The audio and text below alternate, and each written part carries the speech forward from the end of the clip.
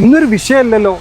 ഞാനൊരു ക്ലാസ്സിൽ കേട്ടതാണ്, നമ്മുടെ ഇതിൽ തന്നെ നമ്മൾ അനീസാറിൻ്റെ പ്രോഗ്രാമിൽ തന്നെ ഒരു ഗസ്റ്റായിട്ട് വന്നിരുന്നു. ഇന്ന് പ്രശ്നമില്ല എന്ന് പറഞ്ഞാൽ ശരിക്കും ഞാൻ ജീവിച്ചിരിക്കുന്നില്ല എന്നാണ് മൂപ്പര് വിചാരിക്കുന്നത്. എന്താണ് ഇന്ന് പ്രശ്നങ്ങളൊന്നും ഇല്ലാത്തത്?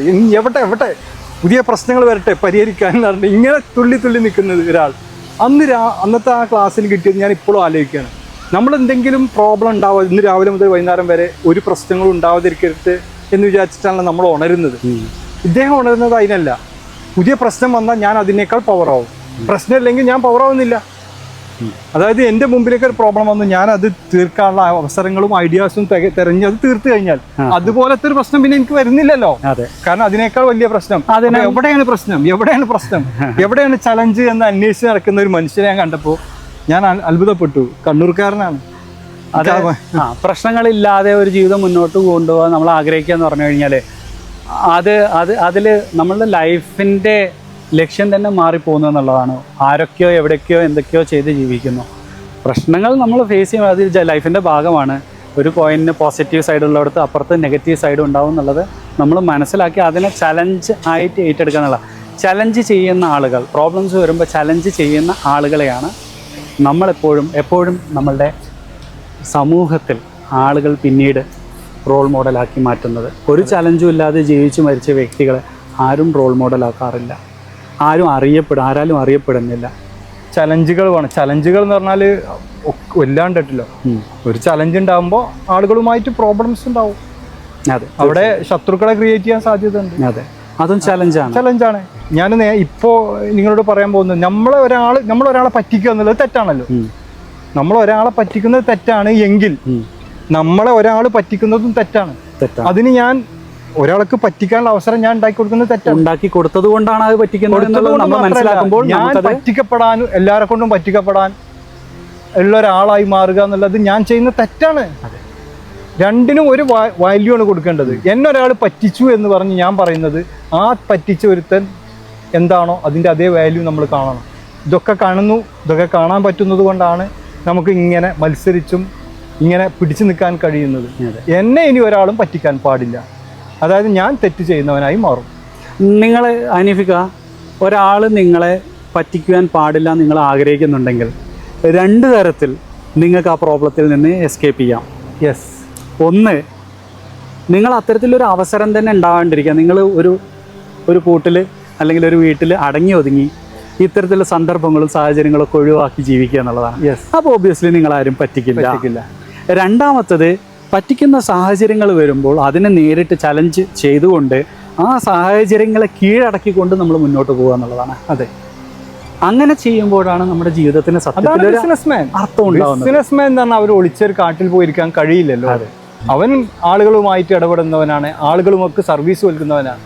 ബിസിനസ്മാന് മനസ്സിലാക്കേണ്ട, അവൻ്റെ ഉള്ളിൽ ഇരിക്കേണ്ട ഒരു സാധനമാണ് അവനൊരാൾ പറ്റിക്കുന്നെങ്കിൽ അവനെ അല്ല കുറ്റം പറയേണ്ടത്. നമ്മൾ പറ്റിക്കപ്പെടാൻ, നമ്മളെ സ്ട്രെങ്ത്തിൻ്റെ കുറവാണ് നമ്മൾ മനസ്സിലാക്കേണ്ടത്. പറ്റിക്കപ്പെടാൻ നിന്ന് കൊടുക്കേണ്ടവനല്ല. അവൻ്റെ അതേ തെറ്റ് തന്നെ ഞാനും ചെയ്തു എന്ന് തിരിച്ചറിയുമ്പോൾ നിങ്ങൾ പറഞ്ഞ രണ്ടാമത്തെ മാർഗം അവൻ സ്വീകരിക്കും. ജീവിതത്തിൽ എന്നും പുതിയ പ്രശ്നങ്ങളെ അവനെ സ്വാഗതം ചെയ്യും. കാരണം ആ പ്രശ്നങ്ങളെ സ്വാഗതം ചെയ്ത് അത് സോൾവ് ചെയ്താൽ നെക്സ്റ്റ് ഇതിനേക്കാൾ വലുതിനെ നോക്കിയാൽ മതി. ഇനി ഇതുപോലത്തെ സാധനം നോക്കണ്ട. അതോടൊപ്പം നമുക്ക് ചില ഭാഗങ്ങളിലൂടെയൊക്കെ നമ്മൾ ചെല്ലും, അതിൻ്റെ ചില ആളുകളുമായി കണക്ട് ചെയ്യും. ആ കണക്ഷൻ മതിയാവും ചിലപ്പോൾ ഇതിനേക്കാൾ വലിയ സാധനം കയറ്റിക്കൊണ്ടുപോകാൻ. ഈ ചലഞ്ചസിനെ ബിസിനസ്മാൻ എന്ന് സ്വാഗതം ചെയ്ത് സ്നേഹത്തോടെ കൂട്ടിപ്പിടിക്കാൻ തുടങ്ങുന്നു. അന്ന് അവർ റൈറ്റ് ട്രാക്കിലേക്ക് കയറുന്നു. അവൻ്റെ വളർച്ച പിന്നെ പിടിച്ചാൽ കിട്ടില്ല. എന്ന് നമ്മൾ എസ്കേപ്പ് ചെയ്യാൻ തുടങ്ങിയോ, ഭയപ്പെടാൻ തുടങ്ങിയോ, അല്ലേ? നമ്മളെ ടീമിനെ തന്നെ ചില ആളുകൾക്ക് എന്തെങ്കിലുമൊക്കെ പറയുമ്പോൾ ആ പേടിയാ, അവങ്ങ് പോയാൽ ഇനി അവിടെ എന്താവും, ആ ഭയവും അങ്ങനെയുള്ള എല്ലാ കാര്യങ്ങളും നമ്മൾ എന്ന് മാറ്റി വെക്കാൻ തുടങ്ങുന്നു. അന്ന് മുതൽ അവൻ്റെ വിജയം തുടങ്ങുക. തീർച്ചയായിട്ടും ഒരാൾ സക്സസ്ഫുൾ ആയിട്ടുള്ള ഒരാളെ നമ്മൾ റോൾ മോഡലായി വെക്കുന്ന സമയത്ത് അയാളുടെ ആ സക്സസ് ജേണിയെ ഫോളോ ചെയ്യുക എന്നതിനേക്കാൾ ഉപരി നമ്മൾ ശ്രദ്ധിക്കേണ്ടത് ആ സക്സസ്ഫുൾ ആയിട്ടുള്ള ആ ഒരു പൊസിഷനിലോട്ട് എത്തുവാൻ വേണ്ടിയിട്ട് അയാൾ എന്തൊക്കെ ഫെയിലിയേഴ്സ് അല്ലെങ്കിൽ ചലഞ്ചസ് നേരിട്ടു എന്നുള്ളത് പഠിക്കുക എന്നുള്ളതാണ്. അതിലൂടെയൊക്കെ കടന്നിട്ട് അയാൾ ഇങ്ങനെ എത്തി എന്ന് പറയുമ്പോൾ ആ ജീവചരിത്രം പഠിക്കുമ്പോഴാണ് സത്യത്തിൽ നമ്മൾക്കും ഇത്തരത്തിൽ സക്സസ്ഫുൾ പൊസിഷനിലോട്ട് എത്താൻ സാധിക്കുന്നത്. നിങ്ങളിപ്പോൾ പറഞ്ഞപ്പോൾ ഇതുപോലത്തെ ആളുകൾ വേണ്ടേ? ഒരു ബിസിനസ്മാൻ ഇതുപോലുള്ള റോൾ മോഡൽസ് ആവശ്യമുണ്ടോ? ആവശ്യമുണ്ട്. തീർച്ചയായിട്ടും നമ്മളൊരു റോൾ മോഡൽ വെക്കണം എന്നുള്ളതാണ് എൻ്റെ അഭിപ്രായം. കാരണം നമ്മളെല്ലാം നമ്മളുടെ ഹിസ്റ്ററിയിൽ നിന്നും നമ്മളുടെ കാഴ്ചപ്പാടിൽ നിന്ന് എല്ലാ കാര്യങ്ങളും ശരിയായിട്ട് മുന്നോട്ട് കൊണ്ടുപോകാൻ പറ്റിക്കോളുന്നില്ല.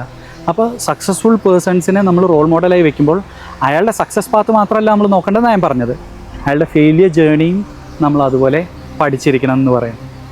അപ്പോൾ ഫെയിലിയേഴ്സ് എത്രത്തോളം കൂടുതലുള്ള ഒരാളാണോ നമ്മളുടെ കൂടെ സക്സസ്ഫുള്ളായി പിന്നീട് വന്ന് നമ്മൾ മുന്നോട്ട് വയ്ക്കുന്നത്, അത്രത്തോളം അനുഭവ സമ്പത്ത് നമുക്ക് അയാളിൽ നിന്ന് കരസ്ഥമാക്കാം. കാരണം ഇങ്ങനെ ചെയ്ത് കഴിഞ്ഞാൽ സക്സസ്ഫുൾ ആവുമെന്ന് പറയുന്നതിനോടൊപ്പം തന്നെ ഇങ്ങനെയൊക്കെ ചെയ്ത് കഴിഞ്ഞാൽ ഫെയിലിയർ ആവാനുള്ള സാധ്യതയുണ്ട് എന്നുള്ളതും നമ്മൾ അവിടെ മുൻകൂട്ടി കാണാനുള്ള ഒരു അറിവ് അവിടെ നിന്ന് നേടുകയാണ് ചെയ്യുന്നത്. അതെ, അത് മാത്രമല്ല, അപ്പോൾ നമ്മൾ നേരത്തെ ലോ ഓഫ് അട്രാക്ഷനെ കുറിച്ച് പറഞ്ഞ പോലെ ഇത്തരത്തിലുള്ള റോൾ മോഡൽസ് നമ്മുടെ ഹൃദയത്തിൽ ഉണ്ടെങ്കിൽ നമ്മൾ അവരുമായിട്ടാണ് കണക്ട് ചെയ്യുന്നത്. അതെ, നമ്മൾ എപ്പോഴും കണക്ട് ചെയ്യുന്നത് ഇതുപോലുള്ള ബിസിനസ് വിജയിച്ച ആളുകളുമായിട്ടാണ്, നേരിട്ടായാലും അല്ലെങ്കിലും പക്ഷെ പറയുന്ന പോലും ഉണ്ടാവില്ല. അപ്പോൾ എങ്കിലും നമ്മൾ അവരുടെ വീഡിയോസ് ആയിരിക്കും കാണുന്നത്, അവർ ചെയ്യുന്ന പോലെ ചെയ്യാനായിരിക്കും നമ്മളെ മൈൻഡിൽ വരിക. ഇതൊക്കെ നമ്മളെ ആ ഗോൾ അച്ചീവ് ചെയ്യാൻ നമ്മളെ സഹായിക്കാൻ ഒരു വലിയ സാധ്യതയാണ്. അതെ ഇല്ലേ? അതെ, തീർച്ചയായിട്ടും. ഇത്തരത്തിൽ നമുക്കൊരു മെൻറ്റേഴ്സ് വേണം.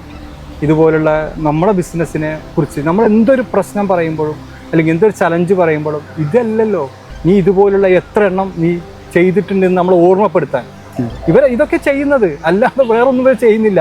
ഇവർ ചെയ്തുകൊണ്ടിരിക്കുന്നത് എന്താ, നീ ഇങ്ങനെയൊക്കെ ചെയ്യുന്ന ആളല്ലേ, നീ ഇരിക്കുന്ന കസേര, നമുക്ക് ചില സമയങ്ങളിൽ ഓർമ്മ ഉണ്ടാവില്ല, നീ ഇരിക്കുന്ന കസേര. ഇപ്പം എന്നോടൊക്കെ ഒരാൾ, ഞാൻ ഒരു പ്രശ്നം പറഞ്ഞപ്പോൾ, നിങ്ങളിരിക്കുന്ന കസേര സ്വപ്നം കാണുന്ന എത്ര പേരുണ്ടെന്ന് നിങ്ങൾക്കറിയോ? ദുബായിലും അജ്മാനിലും ഉമ്മുൽക്കോയിലും ബിസിനസ് ശൃംഖലകളുള്ള ഇത്ര അധികം എമൗണ്ട് നിങ്ങൾ വെറ്റിക്കൊണ്ടിരിക്കുന്ന ഈ കസേര കൊതിച്ചുകൊണ്ടിരിക്കുന്ന എത്ര ആളുകളുണ്ട് നിങ്ങൾക്ക്? ഞാൻ ആകെ മാറിപ്പോയി. ഇതൊക്കെ നമ്മൾ ഇതിനാണല്ലോ നമ്മൾ ഇവരെയൊക്കെ നമ്മളെ കൂടെ അണച്ചു പിടിക്കുന്നത്. ഇങ്ങനത്തെ ചോദ്യങ്ങൾ ചോദിക്കാൻ അവർക്കേ കഴിയൂ. ഈ ചോദ്യങ്ങൾ ചോദിക്കുന്ന ആളുകളെ എനിക്ക് ബിസിനസ് ഞാനിപ്പോഴും 2 പേരുടെ മെൻറ്റർഷിപ്പ് സ്വീകരിച്ച് നിൽക്കുന്നുണ്ട്. ഞാനത് അവരുടെ ക്ലാസ്സുകൾ കേൾക്കുന്നുണ്ട്.